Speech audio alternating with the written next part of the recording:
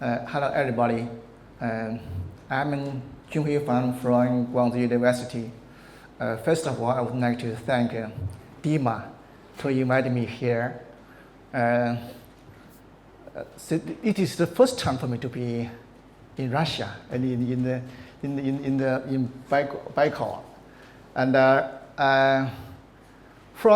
because I'm doing observations. I think from a few days and the last days, from my observations, I always see the smiles is full of Dima's face. I think Dima is a very nice person. I think he's happy in pouring the bottom of my heart. Yeah. Okay. I would like to thank Professor Zheng Cao, the academician of Chinese Academy of Sciences, and Professor Minjun Chen. They let me know this summer school, and they suggested me to come here. And I think this study is very good, and particularly I see so many young scientists. They are very, very active. I think the younger generation is the future of the world, and I think we can look forward to the brilliant future of the science in the world. Thank you so much. And best wishes for all of us, and particularly for the young generations. Okay. I spend a few minutes to show something about the Guangzhou University. Guangzhou University, I think yesterday, Liang Qian also showed this map. Here is Hong Kong, Macau, and Zhulo is here. Guangzhou City is his place, and Guangzhou University is in Guangzhou City. In Guangzhou City, there is a higher education mega center. This mega center is on an island. There is an education mega center here, and it was used only for universities. In 2003, we started to build universities, 10 universities there, and it was finished in August of 2004. So we used almost 10 months to build 10 universities there. And Guangzhou University is on the border of the island. This island is surrounded by a river, but the river is not so big as this Baikal Lake is a very, very nice place. Okay. We are here, and for Guangzhou University, the foundation donation ceremony was on October 15th of 2003. I was so lucky that I participated in this opening the naming ceremony. At that time, I was younger. I was much younger then. Okay. For Guangzhou University, we set up a Center for Astrophysics in 1993 when I went there after my PhD, finished my PhD program. I set up the Center for Astrophysics. Right now there are 20 members there, and the members are interested in Blazars, AGM Blazars. I myself and my group working on Blazars, and some people working on pulsar and theoretical theory of black holes, and some people in GRBs, also big data. We have programs for PhD, postdoctoral, PhD, and master degree programs on astronomy. And we also operating an optical telescope. The diameter is small, only 1.26 meters. We use this telescope to to monitor bright objects because the diameter is too small. This telescope was mounted at the Xinlong Station of National Observatory of China. We can do simulations of monitoring at three bands GRI, mainly for blazars, and also we do observations from variable stars and GRB for the upwards and supernovas for these observations. So most of my work also based on the observations. So my talk will mostly from the observations. And I feel that during this summer school, I found that the speakers and the talks are very nice, and some of them the talks is I think it's very nice for it's make some foundation for me to talk my topics. Okay. I also hosted a meeting in 2010. Even now I can identify some scientists. This is Josta. This is Josta and Anna Mashera and Mega Yuri. And this is Margot Arler. This is Stephen Magler, and also of course this is the speaker, and this is also Professor Zhou. This is the academician of Chinese Academy of Sciences, and this is Yefimov here. Perhaps you know, somebody know him. Also we have Baikal, and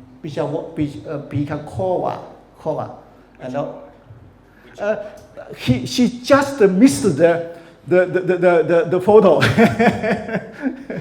Also, we have Paula Vita and Alok Gupta Gupta is from India, and this is the Hudek. This is Gupta, and this Bastille is from the University of Padova. I was very happy that I invited Mega Yuri to give the summary for the meeting, because on Blazars there were some important meetings. First, the study I think this started from 1978, and then second in Italy, and then the third one in Finland, and the fourth in Guangzhou. Actually, when we participated the conference in Finland, Mega Yuri and I think also some others. Oh, where shall we have the next meeting? So somebody said, oh, we have so many. There was no meetings in the Eastern. Perhaps Junhui can be chair this one. So the academician of Chinese Academy of Sciences said, he encouraged me. Junhui, you hands up. You can do this. So I did this. Okay. Also, we hosted another meeting also in variability of Blazars from Johnski to Fermi. This is a multi-wavelength meetings. Then also we proposed a international symposium on astronomy and statistics, because there are so many facilities available, and so many big data. So we should use the statistical method to analysis to get some new result. So we propose such kind of serious conference, some symposium. Okay, today I will talk about the classification and the beaming effect for blazars. And I think before this talk, Dr. Elena gave a very nice talk on this topic. And also, I'll talk about the blazars from radio to gamma ray to TV. So there are many talks related to this talk, just like I think this morning's AVGN's talk about the acceleration of particles, and also for the neutrinos given by some speakers, Lily and this morning's the and also the first stage by Junhui Liu, also many talks on this topic. So I think this Blazars is a very hot topic. Okay, I'll talk about the classification from the beginning of Blazar, and then there are some steps how to classify the Blazars, and I also show that what we have done for this, and we hope to because in 1992 we detected the TV emissions from Blazars, so we hope to get more and more TV Blazars. So we many papers try to get more TV candidates. I'll tell the stories, and also in 2017-18 for the neutrino for the papers. So I think it's more open a new window for high energy astrophysics. So I'll show something we have done for this. Okay, now let me start that. Then I want to show you want to tell what is an active galactic nuclei. Actually, Anna has told this. When we the universe is composed of billions, thousands, billions of galaxies. So just like this one, and these galaxies. The galaxies belong to these four types from their morphology, just like Hubble has classified, and a few percent of those galaxies are active. We call it active galaxies. If at the center of active galaxies, we call it an active galactic nuclei, so it will be called AGNs. So AGN means that there is an active galaxy, and that is the center. Actually, AGN sometimes use active galaxies. So we in most papers we do not separate them. Just AGN is active galaxy. Active galaxy is AGN. So okay. Yeah, also for AGNs there are some observation property. For example, they are very high luminous. They are very luminous. The luminosity is from 10 to 42 to 10 to 49. Particularly for this one, this is a very bright blazar.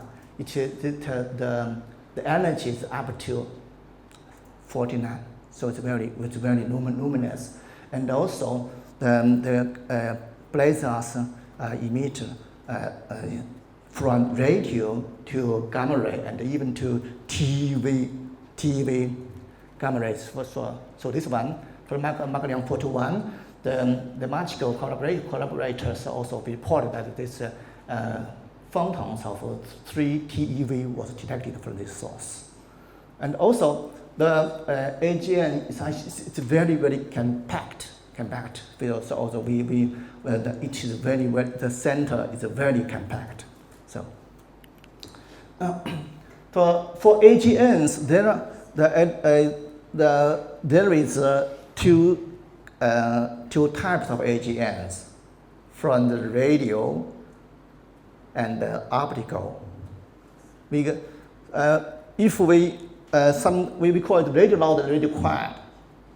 Somebody said that for AGN, if their energy is if the energy is greater than this one, then we call it radio loud. The radio luminosity at 5 gigahertz. If it's less than this one, we call it radio quiet AGNs.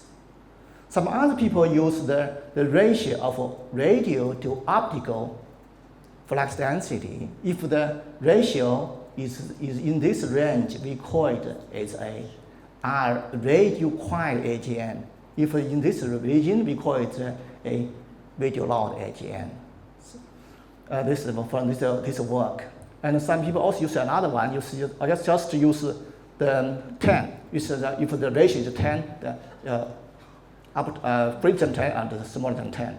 And so also people use this one, this classification. So we can know that the different authors have different classification for radio loud, radio quiet.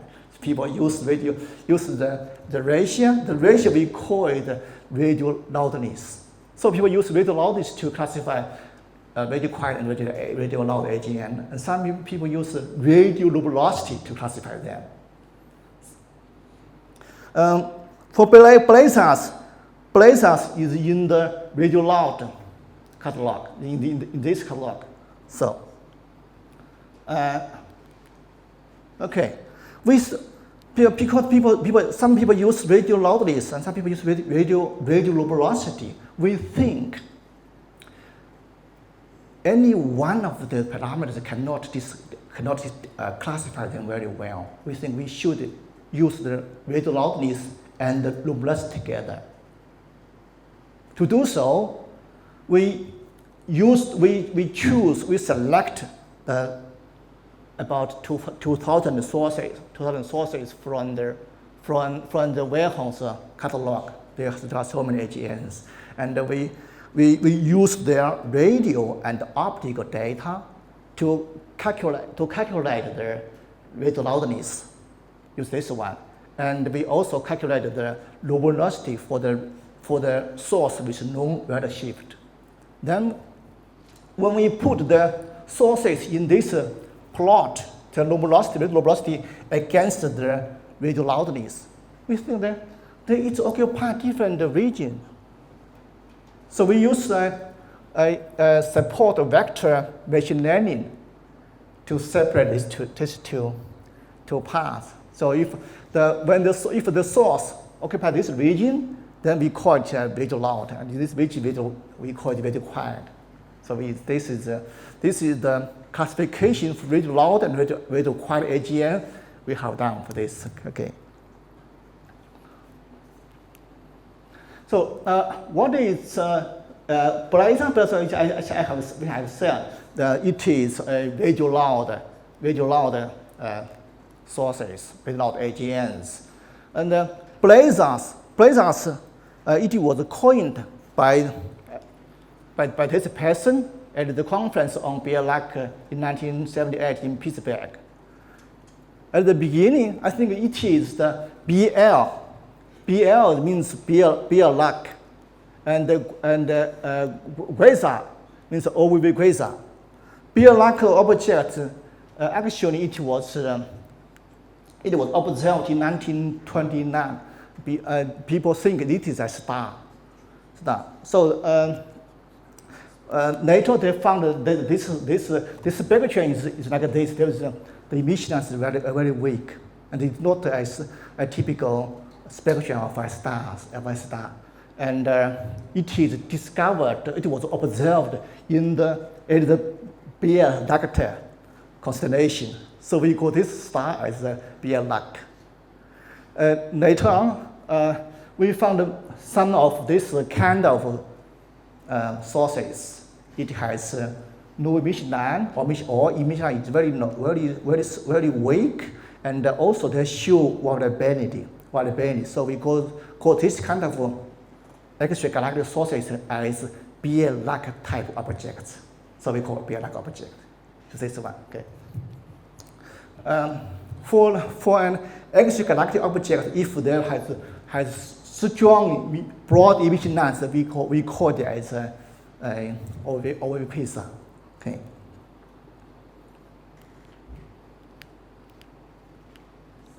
So the Beer Blazar means BL. and OVV quasar. So BL quasar. So that's the Blazars, the meaning. Okay. For Blazars, they have some extremely observational property. For example, they have very rapid variability, and also the higher and the variable polarization, have very strong emission line or fitness.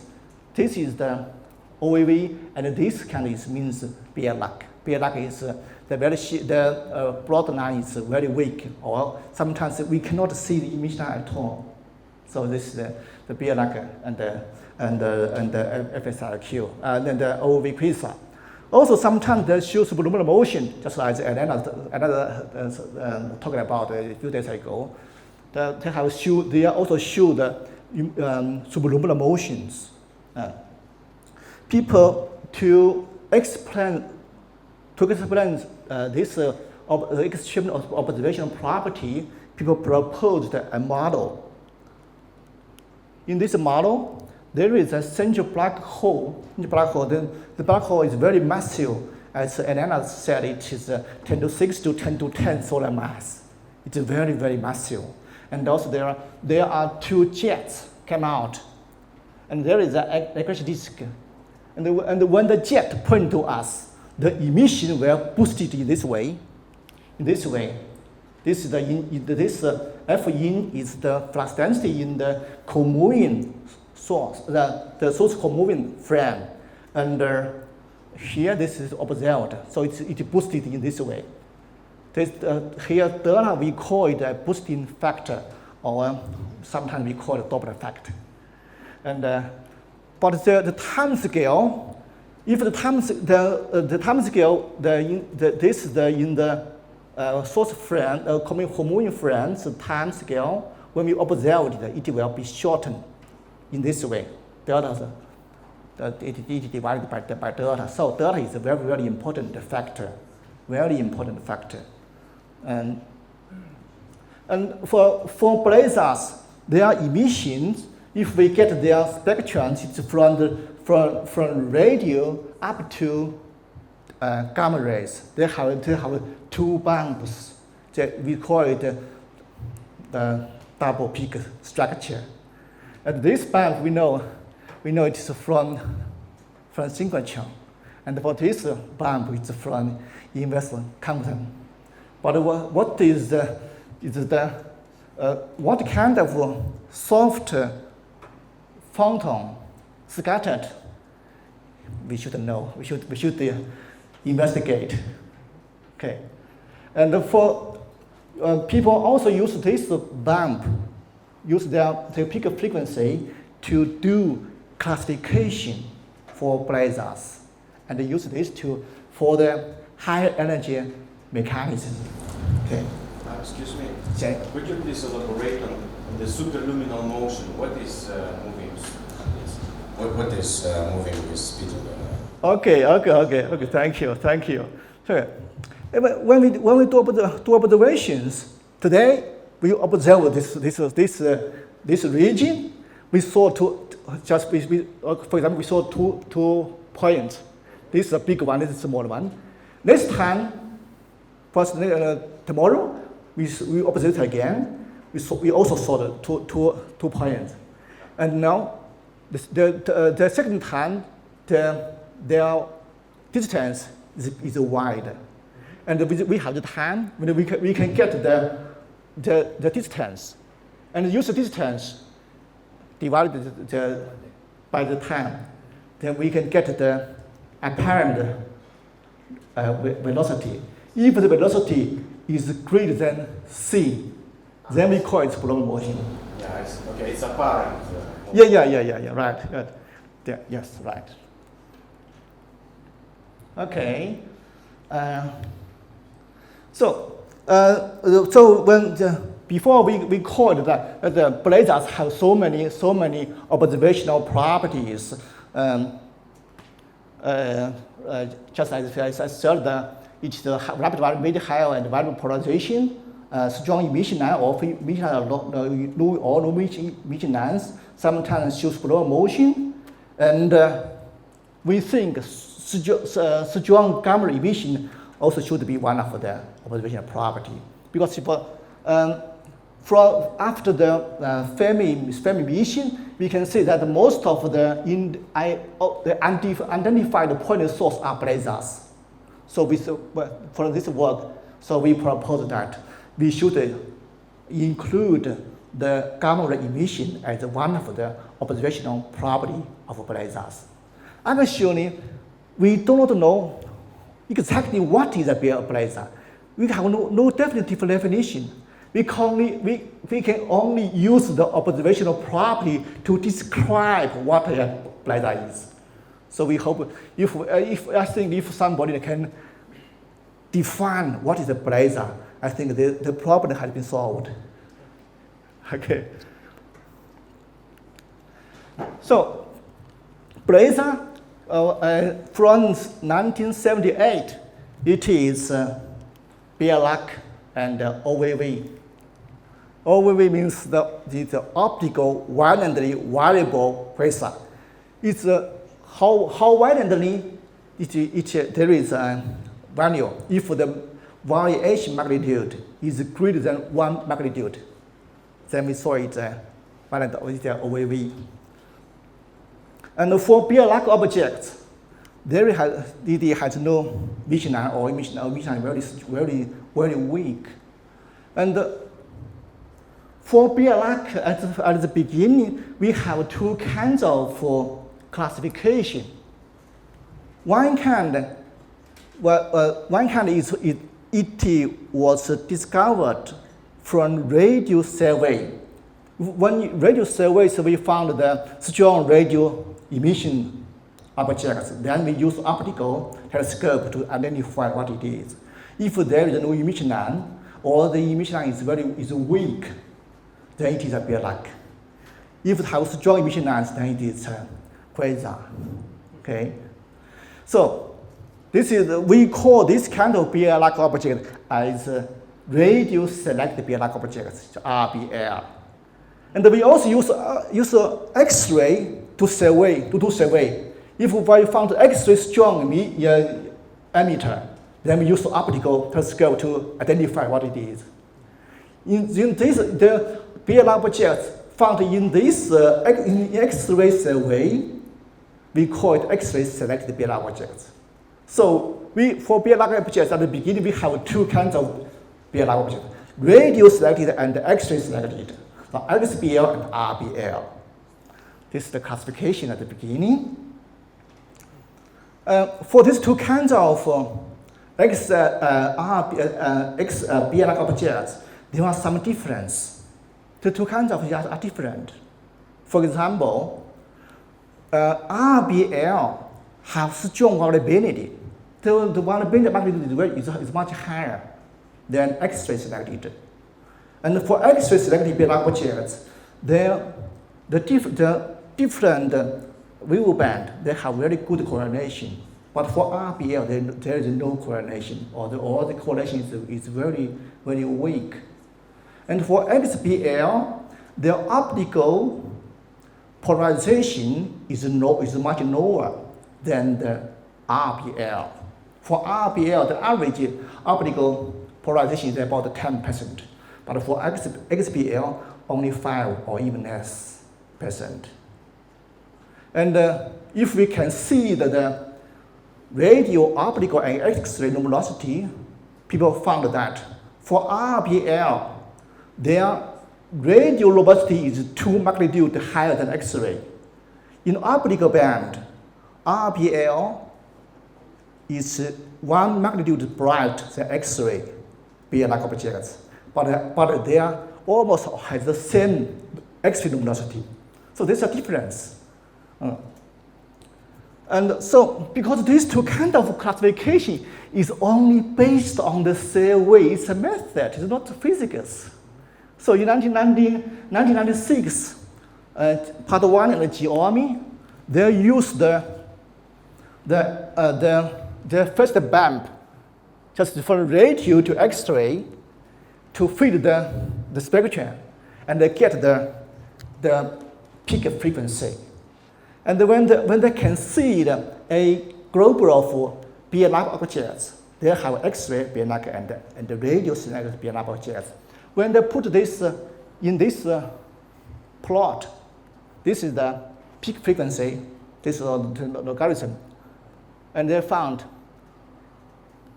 almost all of the XBL occupy this region, and RBL occupy this region. So they proposed that we should use the peak frequency to separate BLR objects.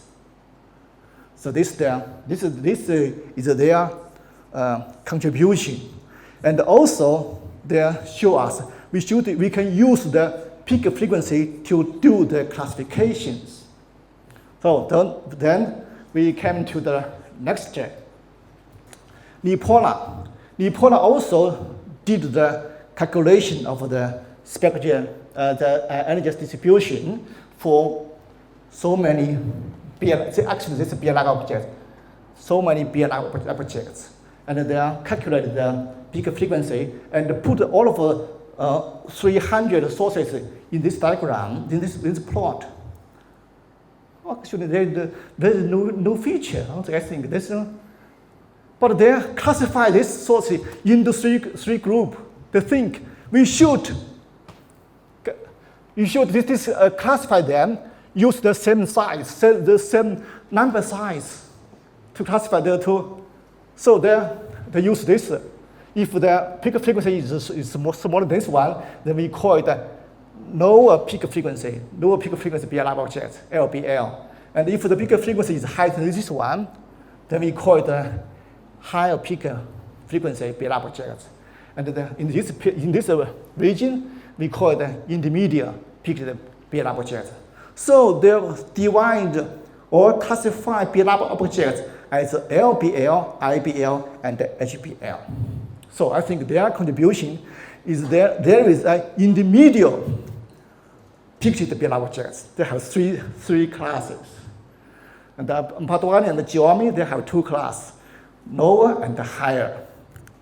Okay, this is their work. Also, in 2010, Arbor used the Fermi-detected blazars. They calculated the spectral distribution SED for 48 blazars, used the simultaneously observations from radio, optical, X-ray, and gamma rays. And they used this data and classify the blazars into three subclasses. The low synchrotron peaked blazar, intermediate synchrotron peaked blazar, and the higher synchrotron peaked blazars. They also classify the blazar into three subclasses. When Nipola, they classify the BLR into three classes, and they classify blazars. In their classification, to take BLR and F cycle together, they only use the peak frequency to classify them. This is their contribution. Okay. But we can say that the different people use different sample and have different classifications. So we think how do we solve this problem? Perhaps we can use a big sample to do that, to analysis. That's so. That I think we should do that. And they think in Blazar there is an opening extremely high energy band. I think this is for Blazars is a new window for the high energy because of the TV emissions was observed from Magellan 421 please see this paper. And also this source was also found the have very rapid variability. The flux or the brightness doubled within only 20 minutes. So it's very fast variability. And as Ray Ziyang talking about the NASA, the NASA also detected many TV sources. We can say from the TV cat, from this website, we can say that there are 84 TV blazars from the TV cat, and this is from February of this year. I checked the number. There are about 310 TV sources in the TV cat, and at that time, 45 sources were used NASA's Blazars name because it was discovered in NASA, using NASA. Okay, and we can also say that for the 84 blazars, we have 10 FSI fast-spectral quasars. Oh, I think I missed this. Talk about the FSIQs. And there are 70 BLAC objects. And in the 70 BLAC objects, there are 56 are HBL. It means that the peak frequency is higher than 10 to 15. And there are 2 LBL. The peak frequency is lower than 14. And we can see, up to now, from the Fermi, it has detected about 4,000 blazars. There are only less than 100 TV sources. It's only 2%. 2% of the Fermi blazars are TV sources, TV blazars. If we want to know the TV blazars property, we should get more TV blazars. So people hope to find more candidates of TV blazars. You can see later. Okay, and also some speakers talking about the neutrino. The neutrino was also observed in the direction of this blazar. Okay, and also some other sources. I think people think about that. Is it possible for blazar to emit neutrinos? So we also hope to get neutrino candidates. So we have done this. Perhaps I'll show something about this if the time is okay. So and some speakers also talked about these neutrinos. Okay, now let's go to the classification of blazars. Use their peak frequency to do that. Okay. We hope to classify due to the classification for blazars. We collected multi-wavelength data for so many blazars. But the SCD, this SCD, spectral alloy distribution, this SCD was successfully fitted for so many blazars. We use this formula to feed this multi-dimensional data. And here, P1 means indicate the carriage of this curve, and the P2 is the peak frequency, and P3 is the peak frequency flux. If we have that shift, we can get the luminosity. Okay.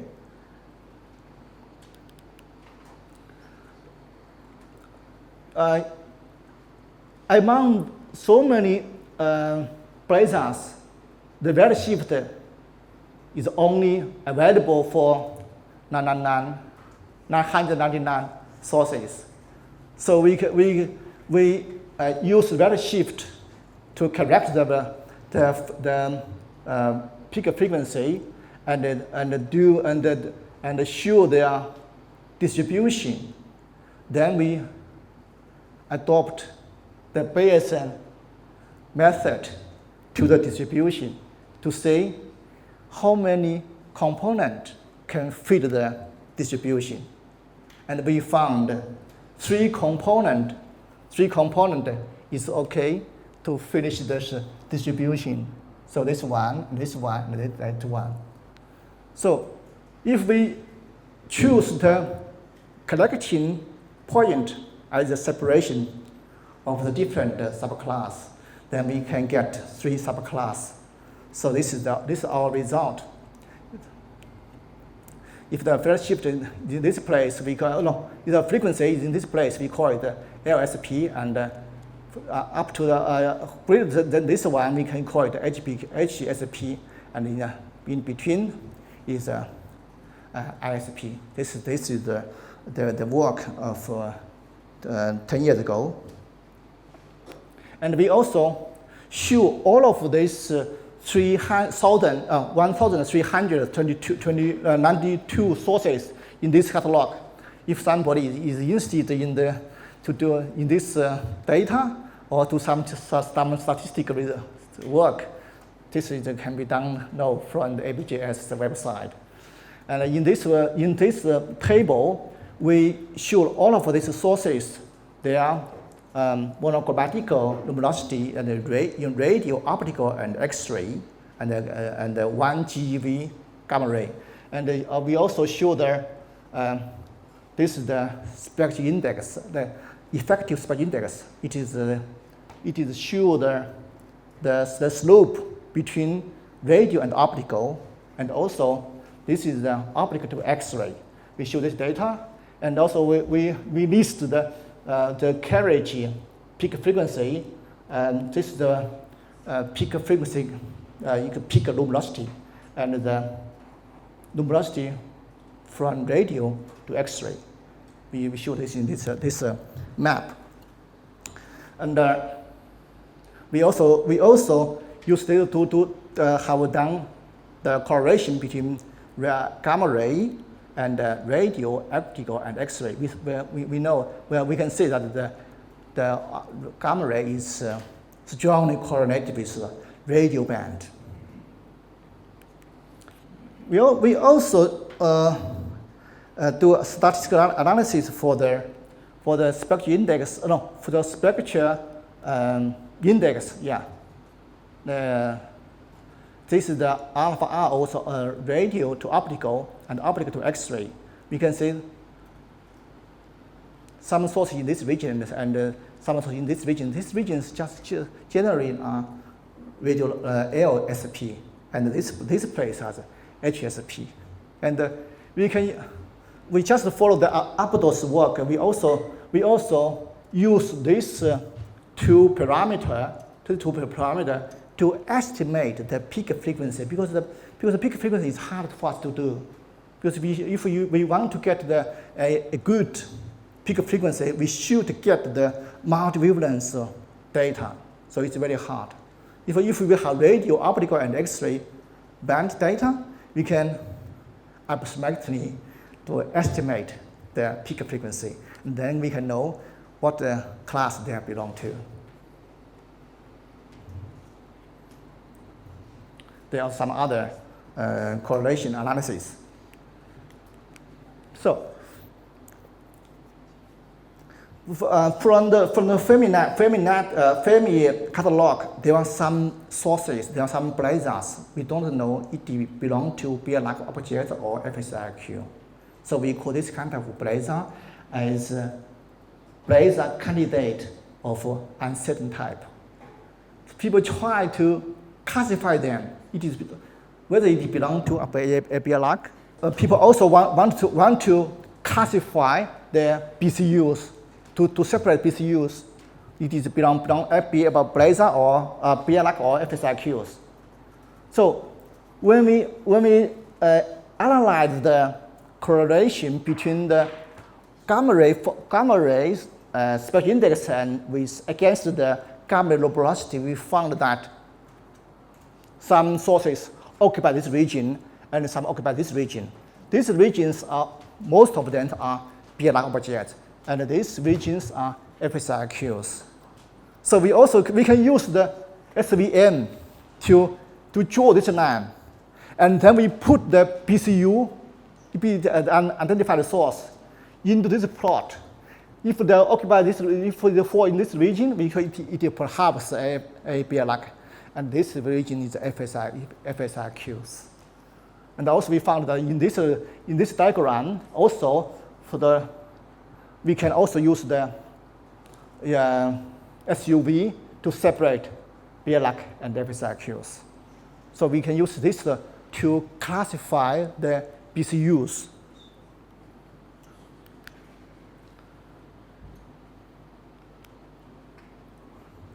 Also we also found that in the diagram of gamma ray spectral index against the gamma velocity, there is a tendency that increase the gamma ray spectral index increase with low velocity. This reported by Giannini and his co-work. And we also found the similar result. But if we can see the BL and FSIQ separately, we found the relations is negative. It's anti-correlation, and this is a positive correlation. In this anti-correlation, it means that when the source is bright, then the spectral index will hard. So this property is very common in the lower energy band, for example, optical X-ray, and also we can in the gamma ray. So we think that this correlation is just a apparent correlation. So we think that when the source is bright, then the spectral index will hard. So we follow this idea. We can get the correlation between the gamma ray variability, the luminosity variability, with the spectral index difference. We can find a anti-correlation. This correlation just shows that that tells us that the source bright, hard. So I would like to ask young scientists, why does this anti-correlation mean hard when bright? Okay.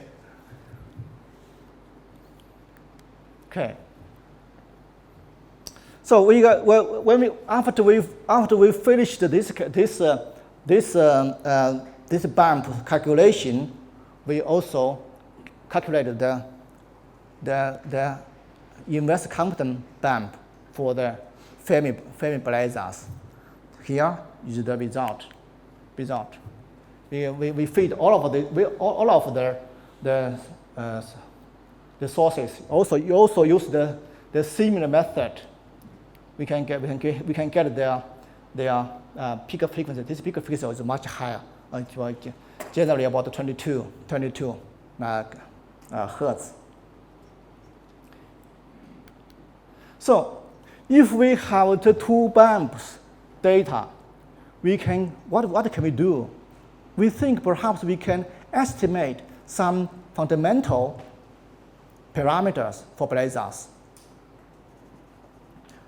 From some work on the spectra for the SCDs, it is known that for most beer-like objects, their gamma ray emission is from SSC, from self-synchrotron compton, and for FSIQs, their bump is from the EC, for the EC process. So we can if we have the two bump data, we can estimate the fundamental parameters, such as the electron energy, the magnitude, the magnetic field, and something like that. So, if we think the gamma ray is from the SSC, then we can get their parameters. If electron energy is this, then the synchrotron frequency is this one.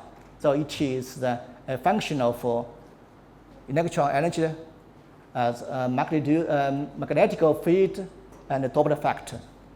And we can also calculate their synchrotron velocity. This synchrotron velocity is a function of R. R is the emission size, and also UB. This is of course this energy density, and this is a constant parameter, and this is energy, and this is delta. And for the emission size, we can use the observation the time scale and the Doppler factor to constrain them. If we have this time scale, and also we know the Doppler factor, we can get the emission size. So this is some parameters. And also, if the gamma ray is from SSC, we can get the SSC peak frequency can be reading this way. It is correlated with the synchrotron peak frequency. So if this can be get from our fitting, and this is also from fitting. So if we have two bulbs, we can get this one. And then if we insert this into the formula before, we can get other physical parameters. If the gamma ray is from extended Compton, then the extended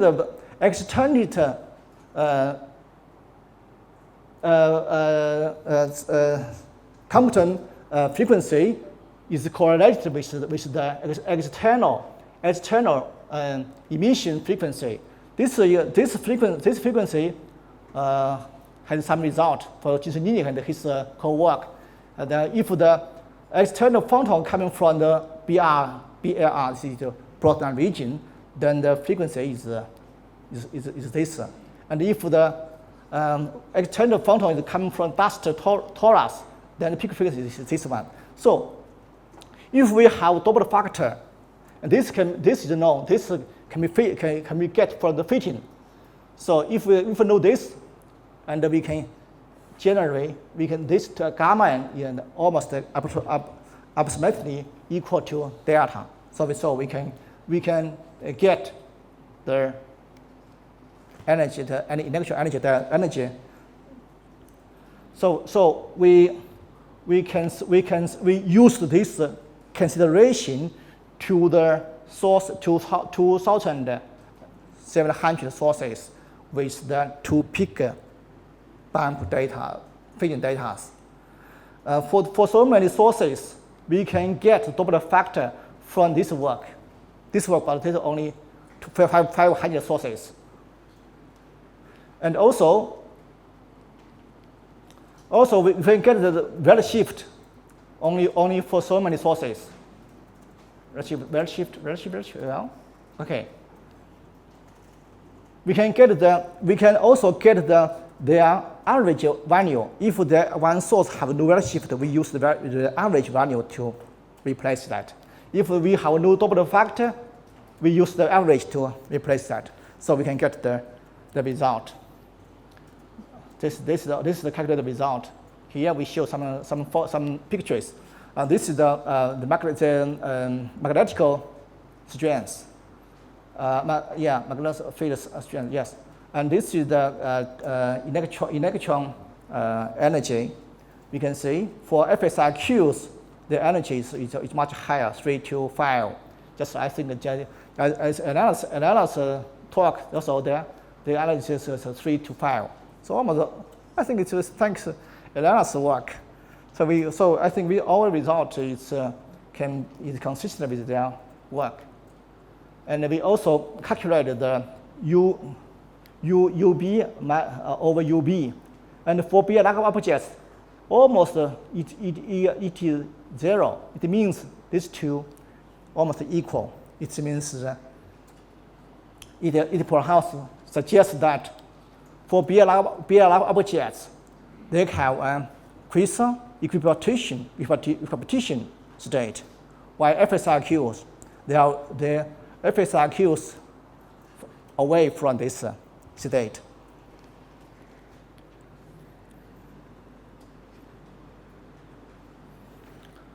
Okay, this is the summary for this section. We don't want to go detail.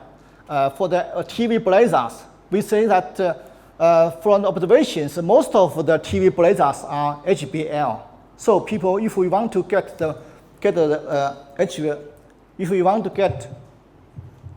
sorry. Sorry. Before you go further, may I ask you on the conclusion? Yes. Of the previous section. So, what's the physical reason why the classification depends on the Z vector, on the redshift? Both of them. Yeah. Also, redshift also double factor also another parameter time scale. Yeah. Yeah. But are you not interested to get kind of invariant definition, not dependent on the position of okay. of the Blazer? We can also get this. We can also we can also estimate the emission position. If we think it from a jet, a cone, then if we think the emission size, we get the emission size, and we can also get the data from data. We can also get the viewing angle. If we think it's the same, then we have size. We have the emission size, and we have a cone, and we have the viewing angle, and we can get the distance. We can estimate the distance from the center. Yeah. Okay. Now, what I mean, maybe I don't know, maybe I'm not clear now. So imagine that you place yourself just in the center of AGN. Okay. Okay. So then there is no redshift, no all these distortions related to the observer. Then still we have plenty of AGNs. They are different in size, in age, whatever. So I think it would be interesting and maybe more informative to get something invariant when you just sit inside. Then you go to the observation point on Earth, all these characteristics change, and I think that what all these gentlemen which you showed earlier with different classification probably should come up with a definition which is invariant under this transformation. Shouldn't be kind of physical? Yeah, I think so. Okay. I think so. Thank you. Thank you very much, Dima. So for the TV candidates, we can see that up to now for the known blazars there are 65. There are 84 TV blazars, and most of the blazars are HBL. And so in the early time, people use the HBL to get the TV candidates. So let's see. We also did this 10 years ago. I also hope to try to get more TV candidates. We also get the candidates from the HBL. We made the comparison between the TV Bielac and so many non-TV blazars. We found that the TV blazars have small ratio to optical the spectrum index, and also they have lower gamma ray spectrum index, and also no redshift. So we suggest if we want to get a TV Blazars, we can choose, we can select the low redshift, low spectral index, and the smaller gamma ray spectral index to get. Okay, thank you. Say. Oh, this is our result. This is our result. We can use this to get the TV candidates. And Cisolini and her work also put the Blazars in this diagram. This is the radio flux, and this is the X-ray flux. And also we can say that in this diagram, most of the HBLs are in this region. So they propose that the radio loud X-ray strong sources may be TV Blazars. So they get so many TV Blazer candidates. And in this work, Massaro, also an Italian astronomer, and they put this. This is the wise. The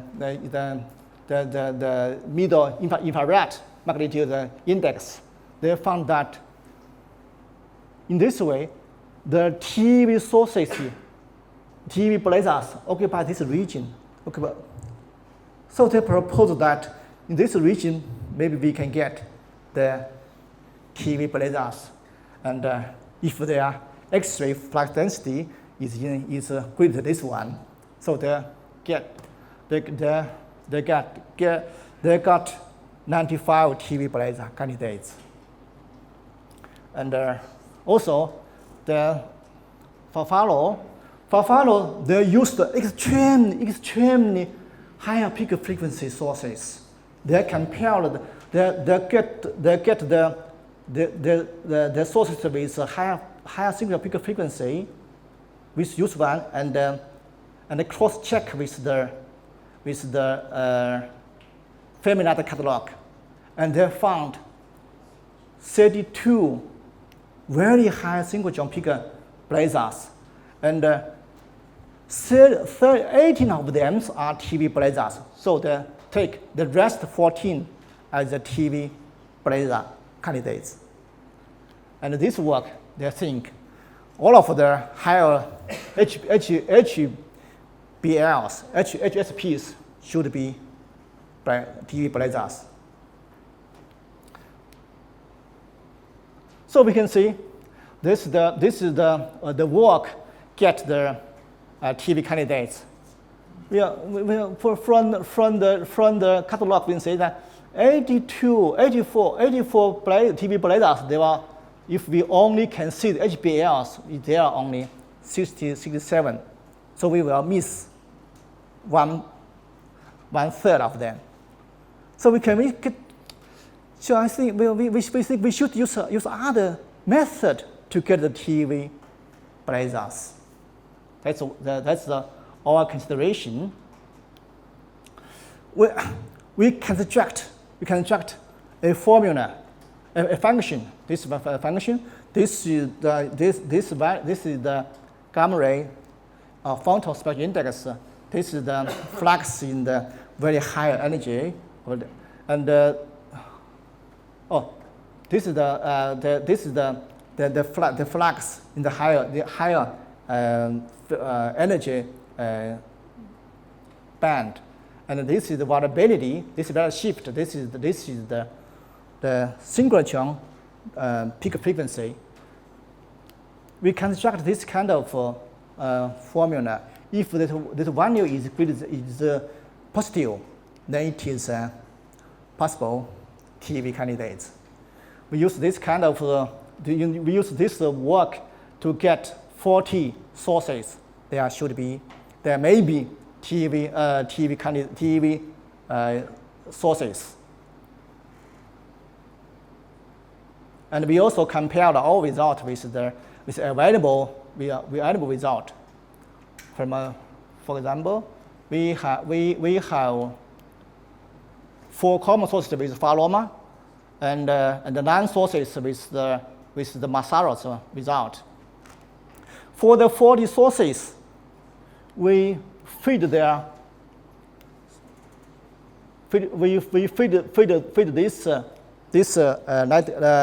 spectrum, and we compared the spectrum with the sensitivity of available facilities. If the line is above the sensitivity, we think it will be detected by the facility. So we have that so many candidates should be this can be up to 7 and 6 for this for CTA and particularly one for lasso. So when we get this, we do the analysis for the lasso. We analyze the photons from this region, but we found that the TS value is not so high. And I discussed this with Professor Zheng Cao, because it is possible that because this source is variable, and sometimes it's flare and sometimes it's crescent. And for the last source, we just get the average photons. If the source a long time crescent and flare, so a short time, it will be the value will be lower. So we will analyze this again to use the small time scale to get the value. And we hope we can success. Okay, so we introduced a few methods for the TV Blazar candidates, and you also use the logistic regression to construct a function to get a TV candidate, and got 40 TV candidates. Someone show some variability for the TV sources. Okay. Right now there are 84 TV sources, and some of them we have 78 Blazars observed by Fermi. So we analyzed their light curve, and we hope to know whether there is any special property for the TV sources. First, we use the 90-day as the beam and to get the light curve. And if the TS value, for one source, if 1/3 of data point has TS greater than 75, we choose it as a bright source. And we got 41 sources, it's bright sources. And for the bright sources, then we use 1 month as a beam and to get the light curve. And then we choose the flare sources. And for flare sources, then we feed their flare to get the time scale. That's our motivation for this analysis. Finally, we got that. We also calculated the variability, function variability, and we found that for FSIQs, the variability is strong, and the HBL is the weakest, very weak. And also, we also found this diagram for the whole sources. We can find that there is a positive correlation between the GV gamma spectral index against the luminosity. But if we can see the different classes, their correlations are uncorrelated. It means that the source is bright, and then it's flat. Okay. Finally, I said I showed the neutrino also a few minutes, 1 or 2 minutes. I asked my students, I said neutrino is a very important field, particularly for Blazars. I asked two of my students, can you both get some neutrino candidates from Fermi Blazars? And they were clever. They used the so-called fused short learning. This I think is machine learning, machine method. I don't know how to do that. I just asked them to do that, and they really got about 200 neutrino candidates, Blazar candidates, and this method I don't know. But I put their email account in this PPT. If you somebody interested in this, you can ask two of my students. They said they will be happy to answer any questions for this. This is my student. He graduated from the University of Padova, and now he is working in China, the mainland, and also I asked my students that please get the spectrum, the neutrino spectrum for the 199 sources. I asked them to do that in I think it's maybe in March, and they told me, okay, we'll do that. And I said, if possible, I will report this in the summer school in Baikal. And my students said, okay, I will give you. I don't know how to do that, but I show this neutrino, they are prepared the PPT for me. I just show this. I don't know how to do that.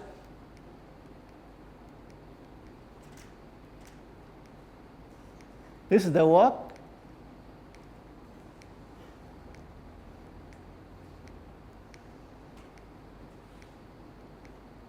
This is the result. This is some correlations.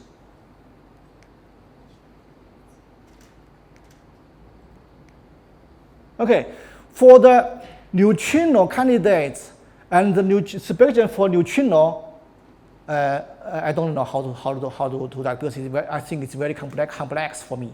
But I put their email account here. They both said they both were happy to answer any question. Okay, thank you so much.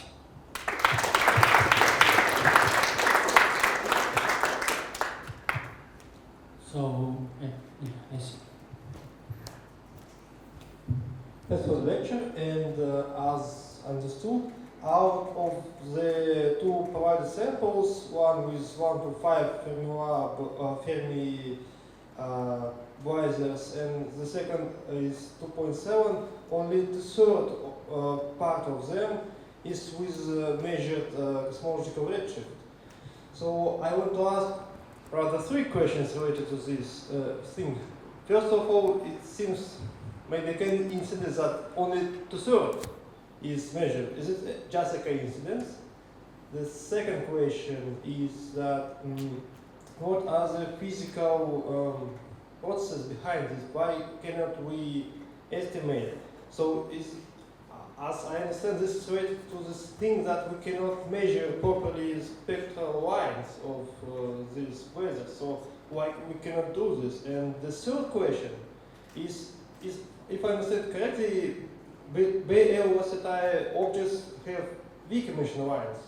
Does it impose that we know less about distances towards them as, for instance, with comparison with flat FL and etc. So flat blazars.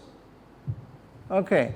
I'm not quite understanding that. You mean that for the you use very wise data to get the candidates? You mean that one? Sorry. I mean distance measurements in the first place. So. Let me go back to the.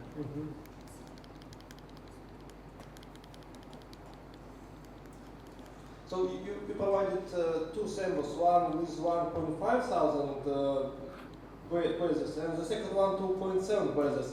And this seems like Okay. a coincidence that only two-thirds of them are with measured distances. Okay. Yes. Thank you very much for this question. Yes, I show you that in 2016 we get 1,392 Blazars, and also you know the fourth catalog released. We also use the fourth catalog to do the same thing. It is 2,708 sources. Okay, and this was published in 2022, and the Paris ones is used the second, I think, the third catalog. And for the 2,700 is used the fourth, I think should be the fourth catalog. So there's some difference, the number difference. Okay. And the third one question is, versatile objects have a weak emission line. So yes. Do we measure distances to them? Is it harder to the redshift? Yeah, right. Yeah. Very good question. For this, if we do not have redshift, we just use the average value for HBL, because some HBL we have very weak emission lines. Sometimes some beer like we also use the galaxy redshift to replace this one. Okay, thank you. Your question is good. Thank you. And other questions? No. Okay, thank you. Yes, very good questions. Thank you so much. Okay, thanks for your lectures. I want to ask, in the previous you mentioned that you use SVM to clarify the BCUs. Why you use this type of machine learning? Okay, good question. Because if we use the SVM to get the candidates for neutrino, it's impossible because you mean neutrino? You mean we use the SVM to get the classification of BCUs, right? Yeah. Because I think this method is useful for us to do that, and we can easily manage that, and the students can do. So we use this to classify the BCUs. Okay. And if you use different machine learning methods, it will have different. Right. Yeah. Your question is good, and I agree with you. But we do not use other methods to classify the BCUs. Okay. Okay. Thanks. Thanks. Yeah. Good. So one more question.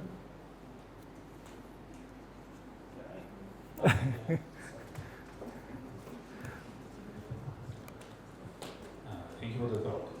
Thank you. The question is, you have different Blazars. Yes. Classified according to the peak position for the synchronous part of the spectrum. And if you have variability and some of them are strongly variable, how constant is the position of the peak? Do they change their definition from time to time, going from one hand to another hand? Thank you very much, Jenny. Very good question. And actually, this problem is also in my mind.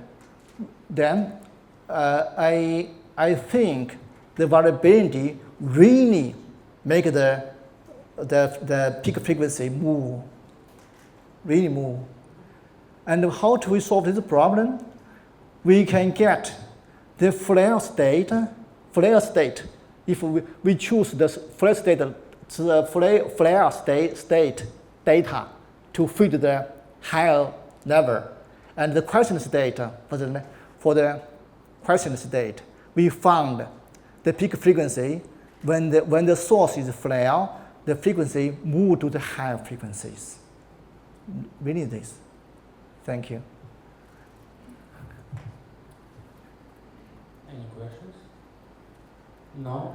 So let's thank lecture again. Thank you so much.